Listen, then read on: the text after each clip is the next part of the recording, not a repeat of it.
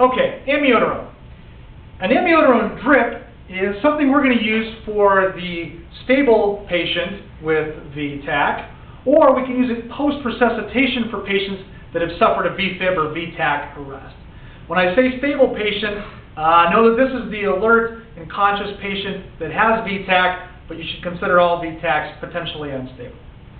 So, the amiodarone drip differs from epi and dopamine in that it's not necessarily a drip that's based on time or weight. Think of it more as a long bolus. We're going to stretch this bolus out over 10 minutes. So we're going to give our 150 milligrams of amiodarone over 10 minutes time, and the most effective way for us to do that is to combine 150 milligrams of amiodarone in a 50 ml normal saline bag. So before we do that, let's talk a little bit about our drip set selection. With both of the other drips and most of the drips we administer, we select a micro drip. The potential pitfall with amiodarone is that if you don't use a macro drip, you may run out of time with this. We'll explain that here in a second. The macro drip, being the drip of choice, needs to be packaged with your amiodarone to avoid confusion in the field. So let's talk. If we take a 10 or a macro drip per milliliter set versus a 60 or micro drop per milliliter set, let's pace this out and see exactly what we get. If we know that we have to give 150 milligrams over 10 minutes, and we package that 150 milligrams in 50 mLs, we basically need to give 50 milliliters over 10 minutes. So if we take our 50 milliliters times 10 drops per milliliter, that gives us 500 drops that we need to administer over 10 minutes time. That's very doable because if we break that down over 10 minutes, it equals roughly 50 drops per minute, and that's a very manageable drip. Remember, we're estimating this in the field, so 50 is just a little bit slower than 1 drop a second.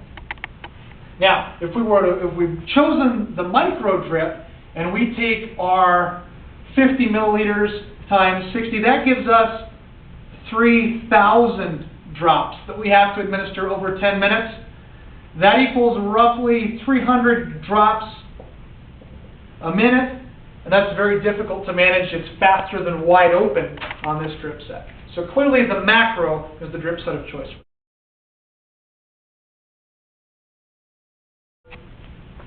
Okay, so let's prepare this amiodarone drip. We've already established that we are going to put 150 milligrams of amiodarone in this 50 cc bag, and we're going to use a macro, a 10 drip set for our administration. So we need to select the proper syringe to draw up our amiodarone.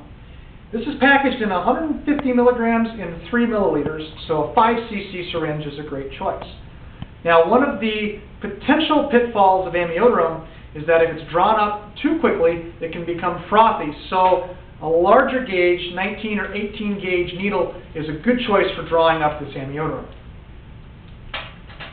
So we'll switch needles on our syringe, dispose of our sharp. Once again, we'll check the 5 R's and make sure we do the right documentation for this drug. We're going to pop the cap off.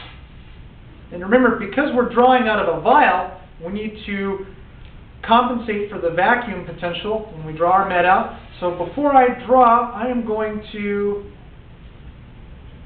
inject roughly 3 cc's of air.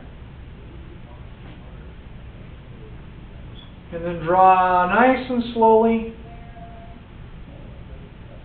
Like I said before, if this is too much of a turbulent draw, we can end up with foam bubbles in here, and that's not necessarily all of our effective dose. So Our next step is going to be to make sure our injection port on our 50 ml bag is clean.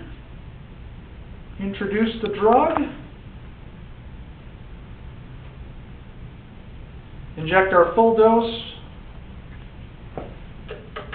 Dispose of our sharp. Couple this with the macro drip, and we're ready to go.